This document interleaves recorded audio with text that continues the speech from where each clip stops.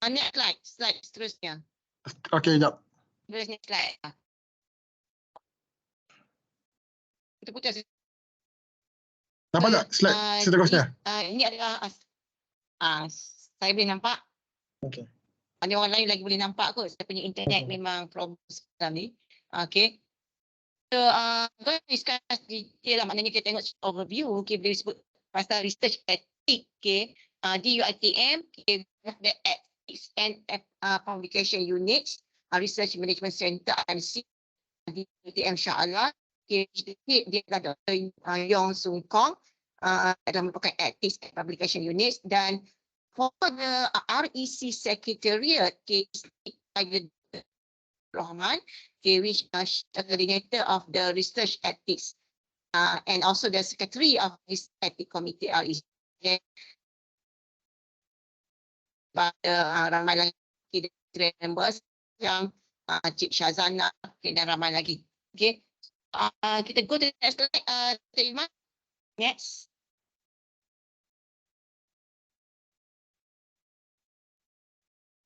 Okay.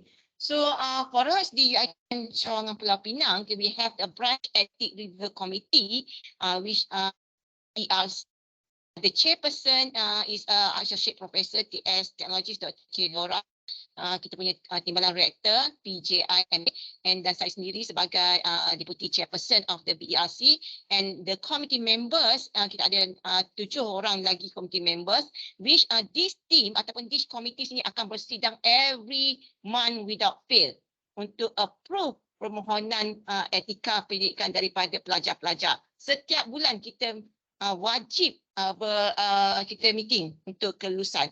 Okay, so kita juga dibantu oleh, we also assist by the associate member. Next slide, Dr. Ikhman.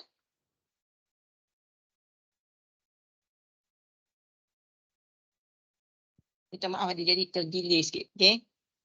Kita juga dibantu oleh lagi 19 orang associate members, ahli bersekutu, which all these associate members is well trained by the REC Shah Alam, di mana mereka ini perlu melalui bengkel-bengkel khas, dan kehadiran penuh sahaja yang akan diiktiraf sebagai associate members of the REC. Dan setiap semester ataupun setiap tahun mereka-mereka ini akan orang kata apa, every year kena attend the workshop in order to improve tentang bagaimana cara-cara untuk menilai proposal yang memerlukan approval research ethics. Okay, so kita lihat di situ. Okay, kita the associate members come from the various faculty or departments. Okay, and next slide. Okay, and bila kita membincangkan tentang the research ethics di sini, okay, so seperti kita tahu, for the postgraduate students kita ada postgraduate by research ataupun MISMOS, and we also have the postgraduate by the coursework. Okay, for the application untuk research ethics by the postgraduate students by research or MISMOS, the approval is from the REC Shah Alam. But meanwhile, for this group of students, which are the postgraduate student by the coursework, the approval of the research ethics is through the branch ethics review committee BERC. So tidak perlu melalui campus Shah Alam. So lebih cepatlah proses penilaian dan juga proses approval untuk etika pendidikan itu berlaku. Okay, so go to the next slide. So tadi secara overview tentang research ethics. So now we are going to see, apakah golongan group-group yang need to apply the research ethics. So kalau kita lihat di sini, who needs to apply? Okay, so as we know that the application for the research ethics is mandatory for the UiTM staff, all the UiTM postgraduate students. Okay, so UiTM undergraduate students, the final year project for this UiTM undergraduate students is only for the degree. The diploma student is not compulsory, but then some of the supervisor tetap juga apply research ethics due to the publication later on. Okay, And also the external researcher yang buat research di dalam UiTM ataupun yang buat research melibatkan UiTM students ataupun staff. Okay, so kenapa kita perlu apply research ethic ni? Because of course, there is as a researcher responsibility, and also the academic responsibility means kita terikat dengan UiTM policy guidelines and implementation of research ethic involving the human subject 2019, and also to uphold ataupun embrace a good governance and standard of care in research as required by the ethic guideline. Okay. And kenapa kita perlu apply? This is the most important things. Okay, what is it for? Okay, so actually the research ethics ni is to protect all the research participants. Okay, and of course kita sendiri ni sebagai pelajar-pelajar postgraduate yang buat research to protect us as a researcher, and also untuk secara general ni adalah untuk protect UiTM secara generally. Okay, so bila kita patut apply, nanti saya akan discuss detail lagi, ini sebagai overview sahaja. Okay, bila kita patut apply, we need to apply the approval untuk research ethic approval immediately after the DRP, after the defense proposal. Okay, dan proposal itu telah diluluskan without any amendment ataupun telah di-endorse. Okay, so we need to apply the approval for the research ethic, and kita for the postgraduate students by the coursework, all the application adalah melalui UiTM Cawangan Pulau Pinang. So boleh go through to the website RMU UiTM Pulau Pinang. Saya sertakan link di situ, dan di situ semua dokumen ataupun borang-borang yang diperlukan, yang perlu kita isi, dan juga we need to upload all the documents yang diperlukan untuk proses penilaian bagi approval untuk research ethic. Okay, so seterusnya Dr. Iqmal.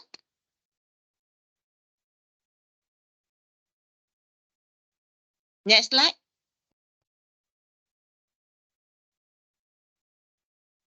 Okay, so as we know that in UiTM, the research ethic approval is mandatory, macam mana Dr. Iqmal nyatakan tadi. Okay, so apa sahaja research which involve the belum lagi ni Dr. Iqmal.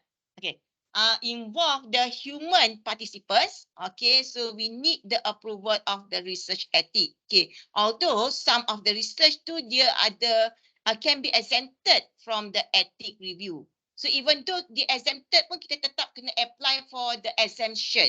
Okay, and seperti mana saya telah maklumkan tadi, kenapa kita perlu apply is because one of it is academic responsibility, because some of the journal bila kita nak publish, journal itu perlukan surat kelulusan research ethics. Okay, so ethics in journal publication. Okay, so sekiranya kita tidak ada kelulusan journal ethics tersebut, kita terpaksa tarik ataupun withdraw from that publication. So banyak kes yang berlaku sebelum ini, the researcher or the students don't have the ethics approval, and when they submit for the publication, and the publisher ask for the ethics approval, they don't have, so terpaksa tarik daripada jurnal tersebut dan hantar pada jurnal lain. But then, generally as long as bila research itu melibatkan human touch or human participant, of course kalau kita hantar kepada mana-mana publication sekalipun, that publisher ask us the ethic approval. Dan pernah berlaku sebelum ni di kalangan pelajar postgraduate juga, di pelajar MBA, di mana mereka tidak apply the ethic approval. So bila dia orang buat the final year project ataupun the dissertation, so markah yang mereka perolehi itu adalah tidak boleh meet the maximum markah yang sepatutnya mengikut rubrik, because bila dia follow rubrik, salah satu rubrik tersebut memerlukan approval research ethics. So when the students don't have the research ethic approval, automatically dia tak fulfill rubrik penilaian untuk pemarkahan dissertation dia. So markah yang dapat tu tak lebih rendah daripada markah yang sepatutnya. So saya rasa saya tak pastilah untuk pelajar-pelajar PKA ni adakah rubrik penilaian untuk final project ataupun dissertation itu ada tertulis tentang keperluan research etik. Ada tak Dr. Iqmal? Dr. Iqmal, ada tak? Saya tak pasti PKA ni ada tak ada. Setakat ni ada. Ada so mana yang memerlukan slide dah tak ada dah hilang ke saya yang hilang? Saya tak nampak.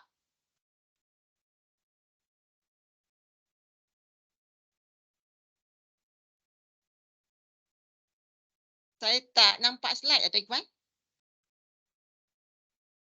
Okey, ada. Okey. Okey, next slide Dr. Iqmal.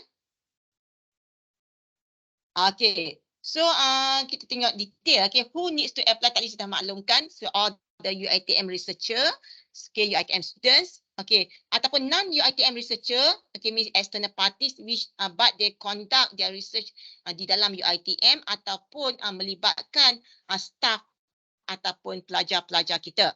Okay, so semua research ataupun projek yang melibatkan human participants ataupun use human products ataupun study that may potentially impact human participants sama ada secara physically atau mentally memerlukan approval by the REC ataupun BERC.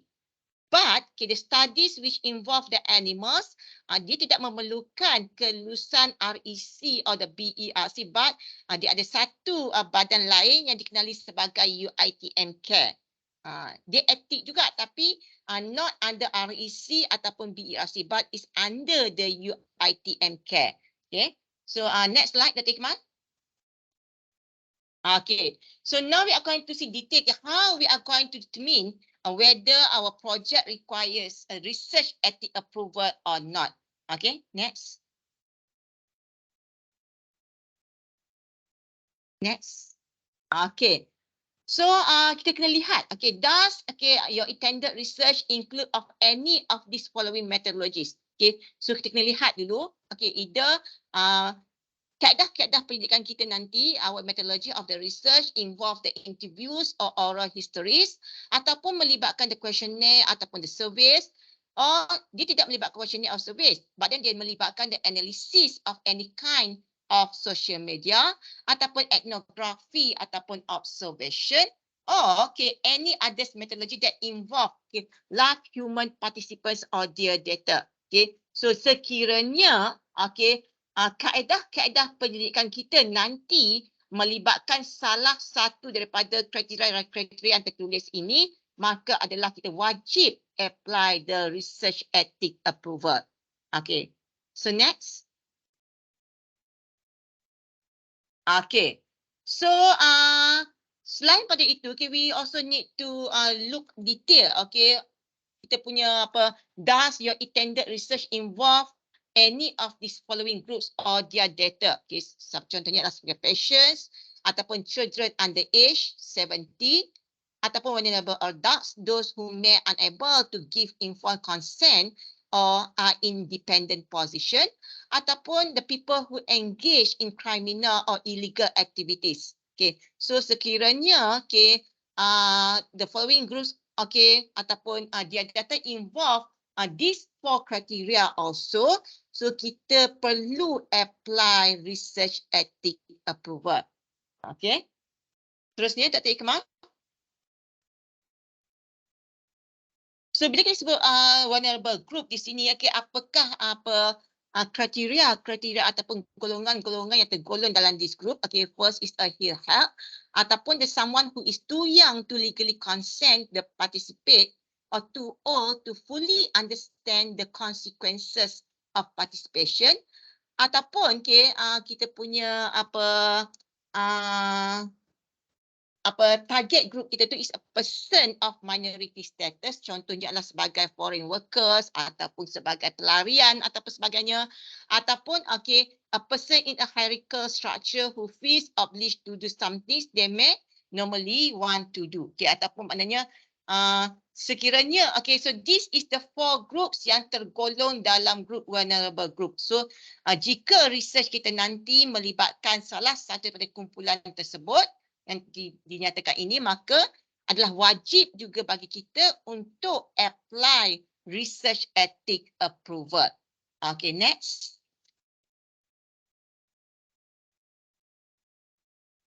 Okay, so selain daripada itu, okay, kita kena lihat juga, will our research require any travel or take place in any high risk location. Okay, so kita lihat sekiranya kita buat kajian kita di luar negara ataupun the foreign country, especially if there is a travel warning in place, ataupun di mana-mana yang kita rasakan, okay, we put ourselves at personal risk by visiting with which, okay, we are unfamiliar, ataupun any location that kita rasakan kita might be at high risk. So for this case, okay, kita juga wajib apply for research ethic approval, because what, bila kita apply research ethic approval, semasa kita submit proposal kita tu detail, di mana panel-panel akan lihat selain pada target group, lokasi yang kita nak buat research, semua dia akan nilai di situ. So from there,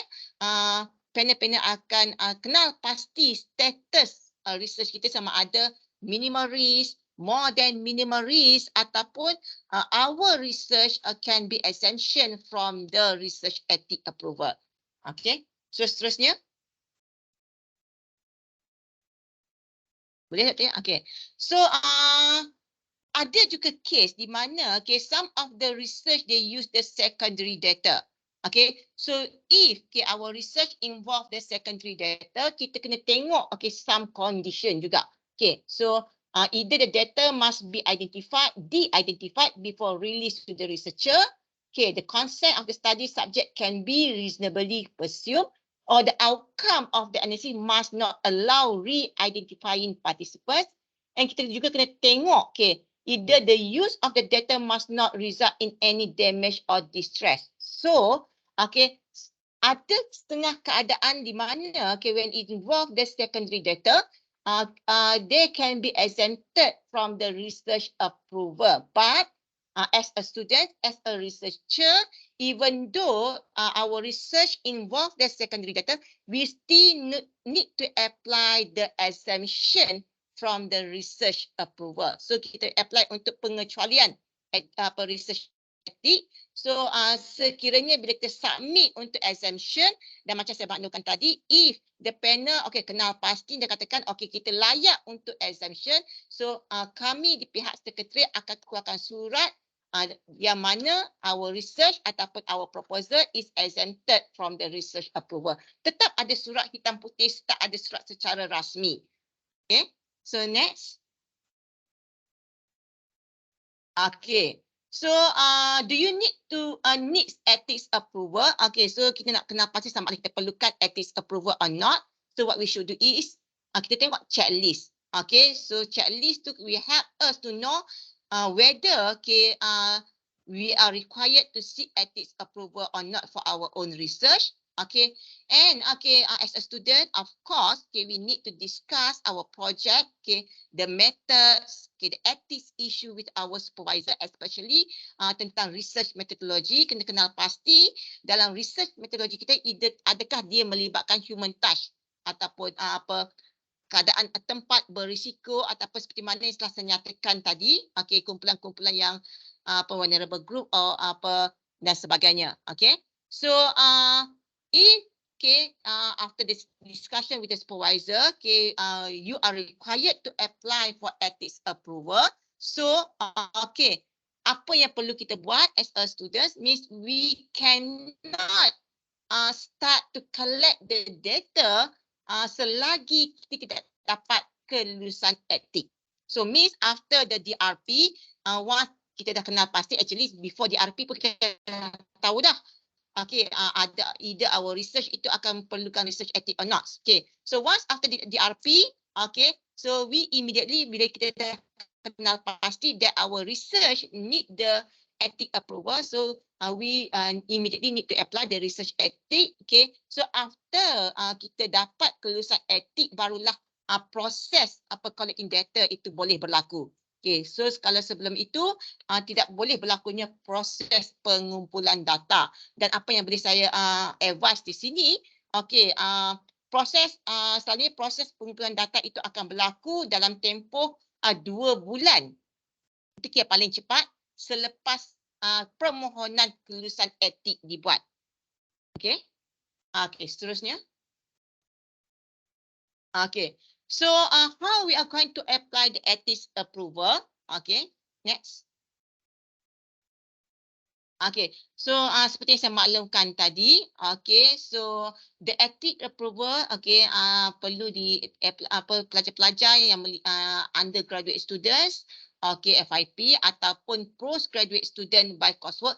Malam ni saya bercakap the postgraduate student by coursework because this group is dalam golongan postgraduate students by coursework. So means kita semua perlu apply research ethics melalui campus masing-masing. Means the approval is by the BERC.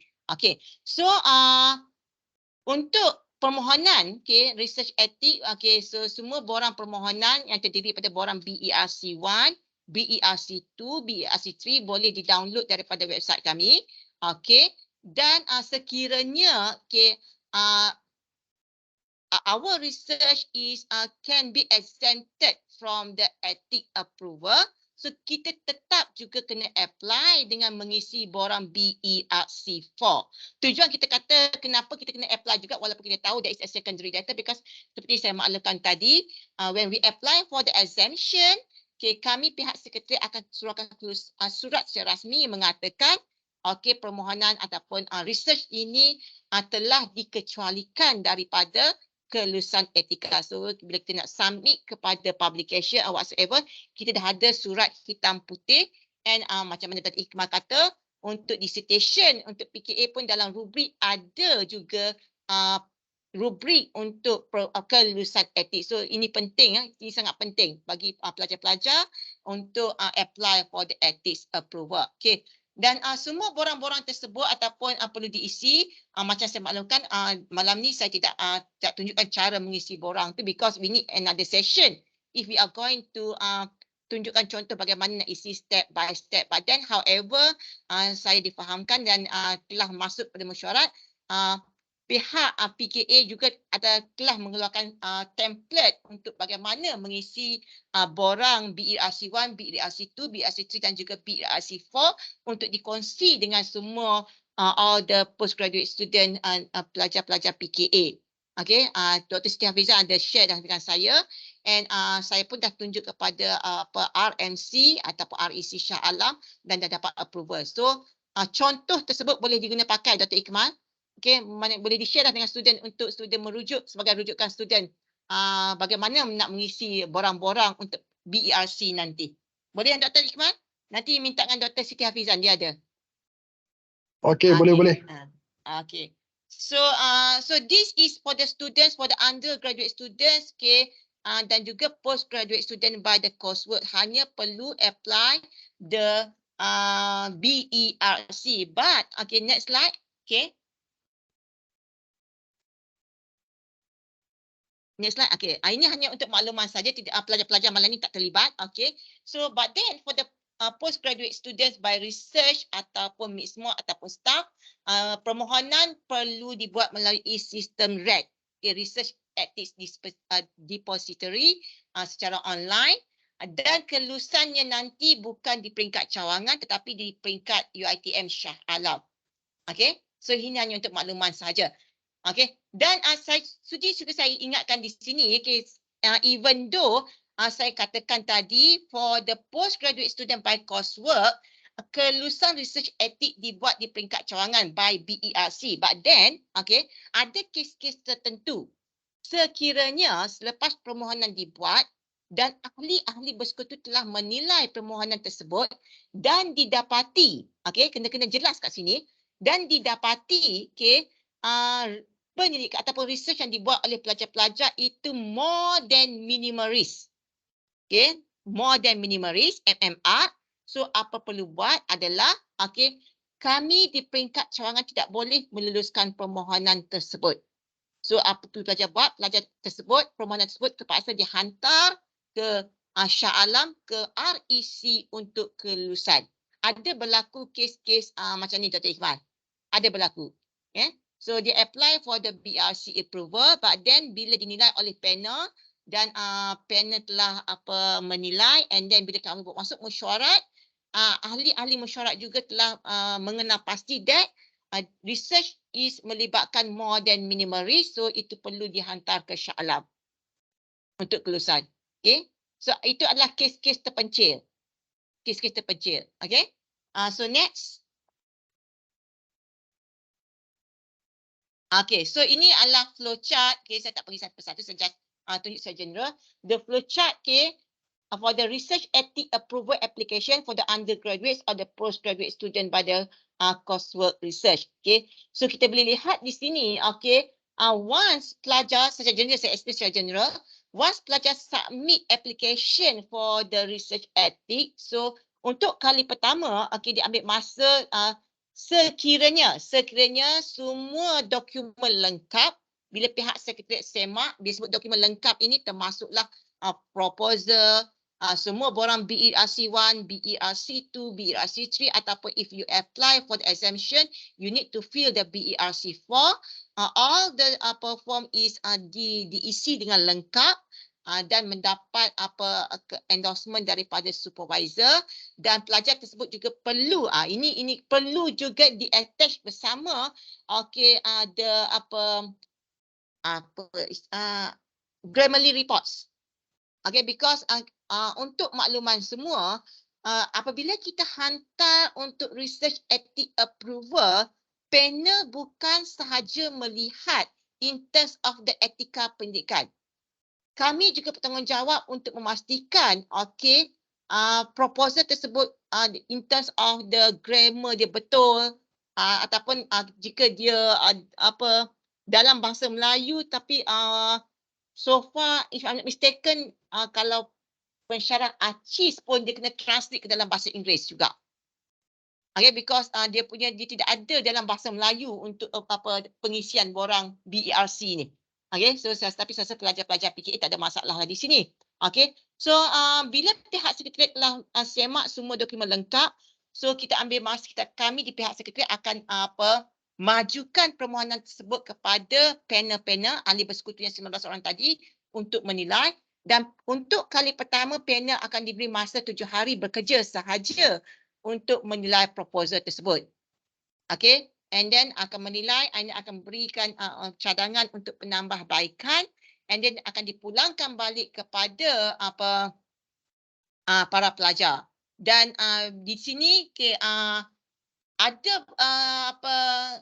kategori-kategori tertentu. Kita ada macam saya nyatakan, kita ada minimal risk, kita ada more than minimal risk, dan kita juga ada exemption. So panel-panel akan menilai sama di manakah kriteria ataupun kategori-kategori research kita tersebut. Okay, so apabila dikembalikan kepada pelajar, pelajar perlu buat amendment, and then perlu hantar balik, submit balik for the resubmission kepada sekretariat, dan sekali lagi sekretariat akan pulangkan balik kepada panel untuk menilai. Dan penilaian kali kedua bukan dia 7 hari bekerja, dia sebenarnya hanyalah 5 hari bekerja sahaja sebenarnya. Okay, because kami nak pastikan within a month, sekiranya proposal itu lengkap, cantik, elok, apa yang panel komen, pelajar follow semua, within a month, pelajar-pelajar telah mendapat surat kelulusan untuk research ethic approval. Okay, because seperti saya maklumkan, kami BERC akan bersidang every month without fail. Setiap bulan kami akan bersidang because setiap hujung bulan RMC, REC di Shah Alam, dia dah email, dah warning, suruh hantar senarai permohonan yang telah mendapat kelulusan research ethic. So kami sebelum bulan baru masuk, kami kena pastikan permohonan kami telah dimajukan kepada Shah Alam untuk permakluman lah yang telah kami luluskan. So actually for that research ethic approval, sekiranya mendapat kerjasama di antara kedua-dua pihak, di antara para pemohon iaitu pelajar dan juga panel. Okay, so proses dia memang cepat. Okay, memang cepat. Okay, so next, Dr. Ikmal. Okay, so how to categorize the risk of our research? Seperti saya maklumkan tadi, okay, kita ada minimal risk, kita ada more than minimal risk, dan kita ada exemption. Okay, so normally basically yang apply kepada BRC seperti yang saya maklumkan tadi, most of the proposal adalah tergolong dalam kumpulan grup minimal risk. Hanya kes-kes terpencil sahaja when the panel review, and panel yang kena pasti, bukannya researcher. Normally researcher hantar untuk minimal risk. Okay, bila disebut minimal risk untuk kelulusan BERC, but then after we panel, the associate members review the proposals, and kita kena pasti research tersebut telah menyentuh sensitivity tertentu ataupun golongan-golongan tertentu. So research tersebut telah dikelaskan sebagai more than minimal risk. So sekiranya ini berlaku, so kelulusan perlu dibuat di peringkat Shah Alam.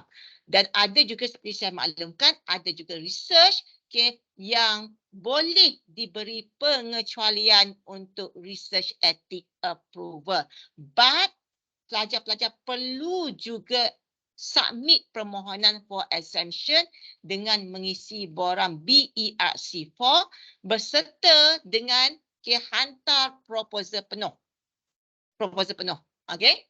Okay, next. Next, okay. So ini yang saya katakan tadi, okay, ada 4 category decision di sini.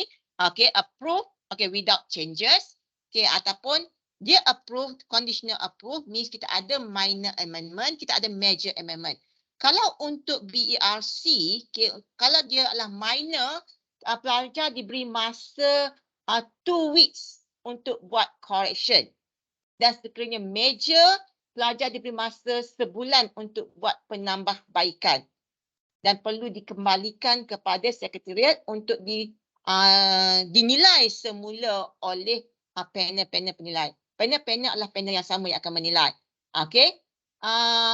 Dan okey, sekiranya okey, setelah pelajar mendapat komen untuk penambahbaikan pada panel, dan tetapi pelajar tidak membuat penambahbaikan, tidak buat amendments ataupun correction, dan ataupun correction tersebut tidak dikembalikan dalam tempoh 2 bulan selepas penilaian dibuat, so secara automatik permohonan tersebut adalah terbatal. So saya ingatkan di sini permohonan tersebut adalah terbatal. Okay, so bermaksud di sini, okay, pelajar perlu buat resubmission atau bukan resubmission, new application for the research ethic approval. So perlu lagi proses yang sama daripada awal tadi pula. Okay, so nanti bila apply for the research ethic approval, saya mohon kerjasama, alert email masing-masing, okay, untuk because komen akan dihantar melalui email, okay, untuk alert email masing-masing. Kalau within 2 minggu belum terima apa-apa email, boleh terus berhubung dengan kami di RMU untuk tanyakan status permohonan research ethic. Okay? Okay. So kalau untuk represent ni ini adalah melibatkan more than minimal risk. Kalau more than minimal risk, okay, apa yang saya maksudkan di sini, sekiranya dan katakan kes-kes terpencil, panel telah mengkelaskan research tersebut adalah more than minimum. So, kelulusan perlu diberi hak. Makna pemohon atau research kepada panel di hak. Okay. So, itu adalah apabila research itu dikelaskan more than minimum. Okay, next, Dr. Iwan.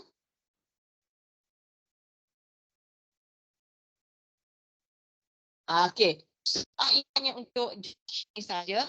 Kita boleh lihat untuk nanti tiga telah akhir pada kami dah tahun 2023 akan menerima permohonan research ethics. Okey, di mana lebih kurang 2022 yang kes dia saya kalau saya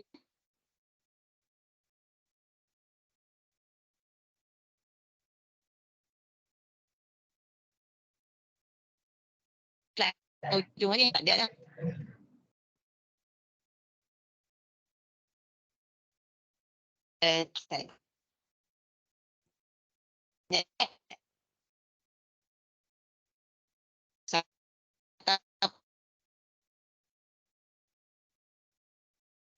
Disclaimer Apa tanya? Terputus-putus eh? next slide. Next slide. Next Okay. slide. Ini kan. Dah habis. Okay. So ini bersidang setiap bulan ini.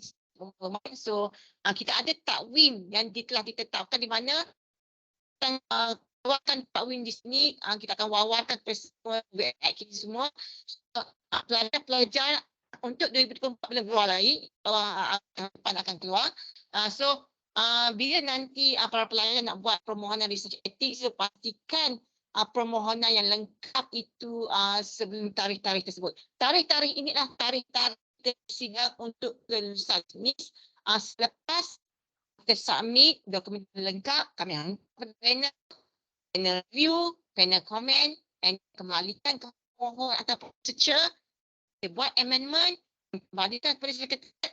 So selepas panel berpuas hati, so baru kita akan bawa masuk kepada meeting BRC seperti mana yang dengan takwim tersebut.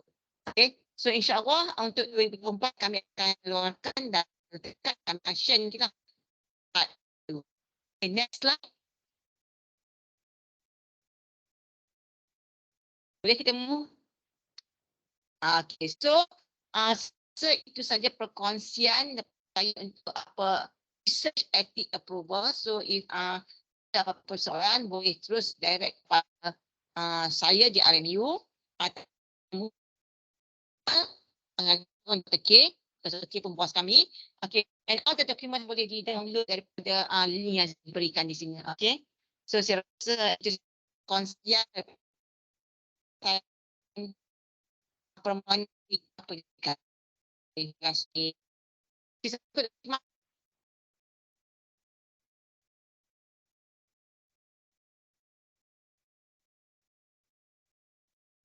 Siapa lah? Tak tahu.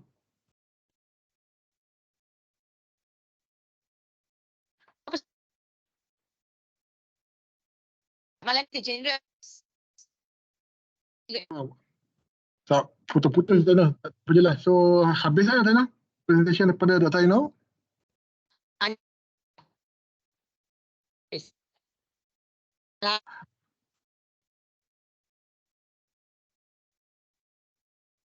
Okay. So, saya rasa dah habis dah. Presentation daripada Dr. Aino Qila tentang research ethics. Okay. So, harap semua para pelajar dapat mengambil maklum tentang tata kelola untuk kita. Betul Aino? Tak dengar saya. Putus-putus saya terima. Betul-putus. Saya dan pihak-pihak saya dah habis dah. Jika ada apa-apa soalan daripada para pelajar ataupun researcher boleh majukan. Okay. So saya sekarang buka sesi ini kepada semua para pelajar management dan juga forensik untuk bertanyakan kepada Dr. Aino jika terdapat apa-apa persoalan lah berkenaan dengan research ethics ni. Dipersilakan, saya buka. JR ni sepatutnya bila start buat Mereka Kalau management, Xiaomi diorang dah di RP lah. Kata RP lah. Management dia setahun saja kalau yang full time lah. Kalau part time dia lambat lagi. Kalau pelajar Xiaomi banyak forensik, menerima daripada CEEC kan 707. Betul? betul tu management lah tu. Ada banyak. Ah, Mungkin tak ada soalan kot. Mungkin belum start buat lagi. Masih belum ada kemusykilan. Kan? Tapi saya yakin dari PKA sendiri, Dr. K herself, okay, and then Dr. Siti Hafizan, okay, Puan Nazatul Shima, Dr. Hazrina, okay, so ini adalah antara associate member yang telah dipertanggungjawabkan untuk menilai proposal permohonan research etik daripada pelajar-pelajar postgraduate PKA. Dr. Ikmal. Kita dah specialize, kita dah kena pasti dah di situ. So kita tak bagi kepada daripada fakulti-fakulti lain untuk postgraduate students. Baik. Okey, again. Saya buka kepada para pelajar semua. Jika ada beberapa soalan.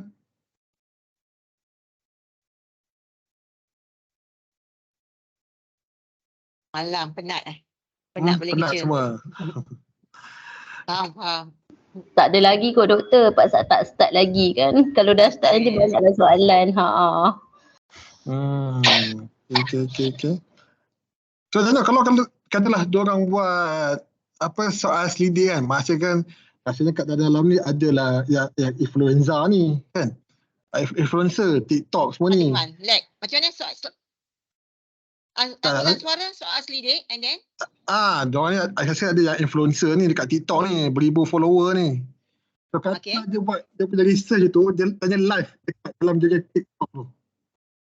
Maknanya soal dia bukan soal selidik, dia secara interview, betul? Betul, interview tu. Tetap kena apply research etik, dan bila kita apply research etik, semasa permohonan tersebut kita kena lampirkan bersama potential question yang kita akan tanya tu nanti. Sebab di borang BERC 1 semua nanti dia ada tau kalau kita punya proses research kita sama ada secara questionnaire ke, interview ke, ataupun macam-macam. Kita boleh pilih kat situ. Tetap kena. Okay. So sekarang ni semua dah zaman canggih kan. Kadang-kadang diorang pakai live TikTok je. Dia boleh panggil banyak guest kan. Lepas tu diorang boleh bincang kat situ. So tetap memerlukan BERC Even forum ke ataupun macam saya sendirilah, saya buat tentang kajian indeks keselamatan kebangsaan IKK. Di mana saya kumpulkan responden selama 10 orang bersama-sama. Dan kami akan interview. Maknanya diorang bercerita secara live. So kami juga apply for the research ethic approval, and then bila kita apply, kita kena attach lah soalan-soalan yang bakal kita tanyakan semasa proses temubual itu berlaku. Okey, faham. Okey, kita ada soalan ni daripada Puan Farhana. Assalamualaikum doktor. Assalamualaikum. Saya Farhana daripada saya tak dengar. CEC 7017, Construction Management. Okay, so saya punya tesis lebih kepada public awareness. Okay, so salah satu method yang saya akan guna pakai adalah saya akan buat interview lah. So interview tu kita ambil secara random untuk satu population, maksudnya satu taman lah yang kita akan target lah. So soalan-soalan tu actually draft soalan saya dah prepare sikit-sikit lah. Cuma tinggal lagi macam tadi doktor kata kalau kita nak buat interview pun kita kena submit soalan tu juga. Ya, betul. Bila kita dah Okay, so sekarang ni kami dah baru submit chapter 2. So maksudnya untuk data collection tu dia akan start on chapter 3 kalau tak salah saya. Okay. So maksudnya soalan tu saya dah kena start submit sekarang untuk dapat approval ataupun macam mana? Cik Farhana. So maknanya proses research itu telah berlaku, betul? Kan? Maksud doktor? Data collection tu saya makna data, even though dalam kita punya TC memang data collection pada chapter 3, betul? Makna data collection and analyze, betul? Betul. Tapi proses research itu telah berlaku lah. Maknanya bila sebut proses research ni, LR pun dah kira proses research lah. Dah. Ya, betul. Okay.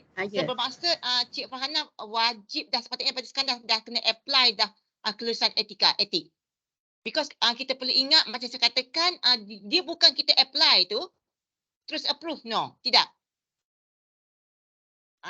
So maknanya panel akan nilai soalan kita and then dia akan bagi cadangan untuk penambahbaikan. Sebenarnya bila kita apply ethic approval ni sebenarnya banyak membantu pelajar untuk penulisan tesis tu nanti sebenarnya ataupun laporan.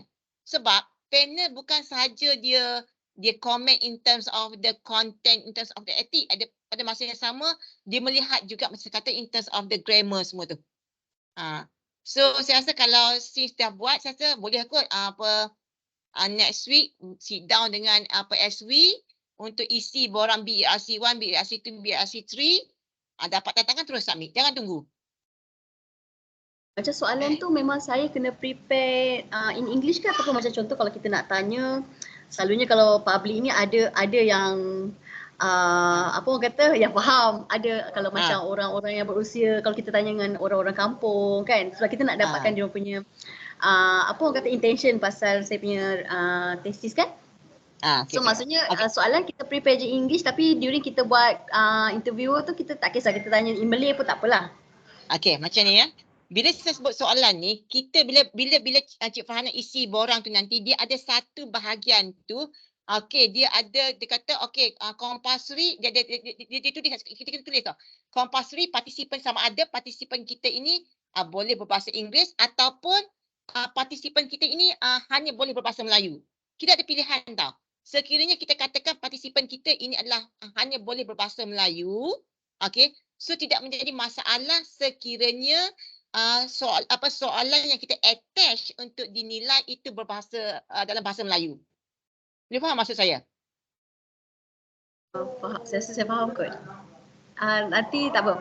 Nanti saya cuba sidang dengan SB next week. Sebab saya katakan di sini tak ada masalah. Sekiranya kita tak translate soalan pun dalam bahasa Inggeris tak ada masalah. Boleh. Okey.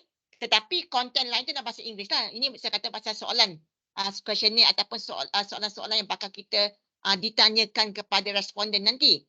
Kan? So maknanya tak ada masalah jika 100% bahasa Melayu pun tidak menjadi masalah. Tak perlu translate. Tetapi dalam borang BERC kita nanti tu kita nyatakan yang responden kita itu hanya fasih berbahasa Melayu. Boleh ya? Boleh. Maksudnya saya tak kisahlah kalau saya buat open ended question pun tak kisahlah kan? Ya, betul. Okey. Terima kasih doktor. Okey, sama. Lain ada lagi tak? Okey, terima kasih Puan Farhana. Okey, yang lain ada apa persoalan? Doktor, biasanya approvalnya berapa lama ya doktor? Ya, siapa ni? Saya Anwar. Sorry, saya tak kenal. Muhammad Anwar daripada Construction Business Management 707. Okey. Okey, Anwar, silakan. Biasanya approval ni berapa lama ya doktor? Yang perlu kita approval. Okey. Approval paling cepat sebulan. Oh, lama juga ya. Tetapi normally macam saya katakan tadi, sebab pelajar jika dia minor correction ataupun minor amendment, pelajar diberi masa 2 minggu untuk buat pembetulan. Dan pelajar memang kalau di masa 2 minggu dia ambil betul-betul 2 minggu. So boleh bayangkan di situ kan. Maknanya kalau dah di pihak panel 7 hari, di pihak pelajar 2 minggu, dah berapa dah? Dah 3 minggu dah. Dan kita return balik ke pihak sekretariat. Sekretariat akan pulangkan balik kepada panel untuk approve. So mostly is 1 to 2 months lah. Sebab tu saya kata once kita dah DRP ataupun kita dah discuss dengan supervisor, jangan tunggu lama. Terus apply for the research ethic approval. Mempercepatkan proses research kita sebenarnya. Boleh Cik Anwar? Boleh. Terima kasih doktor. Okey, terima kasih Anwar. Okay. So ada lagi yang nak bertanya? Terutama yang 707 lah, yang forensik tu diorang tak ada question pun. Kalau diorang tanya pun diorang tanya pada batu je dengan tanah. Okey. Oh, saya bayangkan kalau forensik ni ini interview tak Tak, dia interview. Dia interview batu dengan tanah. Okey. Faham. Bukan benda itu lah. Yang management tu diorang kena tanya apa? Person lah. Macam mana dia condition. Tapi banyak so far banyak yang kami terima daripada 707. Doktor. Nombor cantik. 707. Okey Izwan. Tanya apa Izwan? Dr. Aino, okey, macam Dr. Kemal cakap tadi lah, okey, student forensik ni memang kita interview more on experimental lah. Okey, perlu tak benda ni? Perlu tak kita apply untuk approval ni? Okey. Generally, sekiranya tidak melibatkan human touch, tak perlu. Okey. Kan? Tapi kalau once melibatkan human touch, walaupun kita kata sebagai secondary data, tapi ada melibatkan even secondary data tu adalah data yang melibatkan human, kita perlu apply for the exemption. Tetap perlu apply, tapi apply for the exemption. Tapi kalau batu ke tanah ke tak perlu. Kalau human touch tak perlu. Macam saya punya research, saya plan untuk buat assessment berkenaan dengan corrosion in existing building. So existing building ni owned by somebody lah, or owned by organisation. So any other procedure to get to proceed lah. Maknanya perlu pergi sesi temu bual semua ke macam mana? Tak perlu. Tak perlulah, cuma kita melibatkan satu badan-badan tertentu sajalah untuk mendapatkan data atau maklumat macam tu ke? Yes, betul. Maksudnya kita just dapat permission daripada pihak itulah. Pihak owner building tu. So kalau macam tu tak perlu? Tak perlu okey. Tak perlu.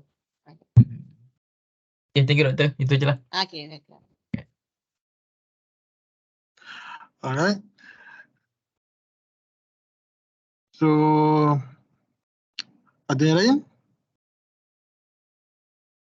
Kalau lepas ni ada soalan boleh direct kepada saya lah, boleh dapatkan contact number, call RMU kan. Kami boleh bantu. InsyaAllah. Yang slide tadi tu boleh saya share dengan pelajar-pelajar ke macam mana? Boleh, tapi dia boleh sebab slide tu betul-betul secara general je. Tak ada apalah. Tapi bolehlah nak share dengan orang bolehlah. Maknanya kalau pelajar-pelajar nak tahu apa golongan research macam mana yang perlu apply for the research ethic, boleh lah. Baik. Alright. So last call pada semua pelajar-pelajar. Sebelum untuk yang forensik ni boleh bersurai. Forensik jangan bersurai. Forensik bersurai siap kamu. Yang management bersurai. Management. Forensik lagi lepas ni. Ya, pukul 10 tak habis kuliah lagi. Biasa. Diorang dah biasa tu. Alright, so saya rasa Puan Anissa. Terima kasih daripada management nak beransur. Puan Anissa, yang akan nak tanya soalan. Rupanya 7 pesanan. Alright, so saya sudah tak ada apa-apa soalan daripada pelajar-pelajar semua. So maybe last word from Dr. Aino. Tips ke nasihat ke pada pelajar-pelajar? Tips nasihat saya tak ada apa. Saya pernah duduk situasi macam ni, kuliah malam. Because saya dulu buat part time juga. Dengan perut puncit mengandung pergi kuliah, naik bas, naik ferry. 2 kali bas, 1 kali ferry, bawa sampai kuliah malam pukul 8, balik kerja petang. So tak ada apalah, saya rasa apa yang perlu adalah jangan stop. Jangan stop je kata. Yang cepat lambat habiskan.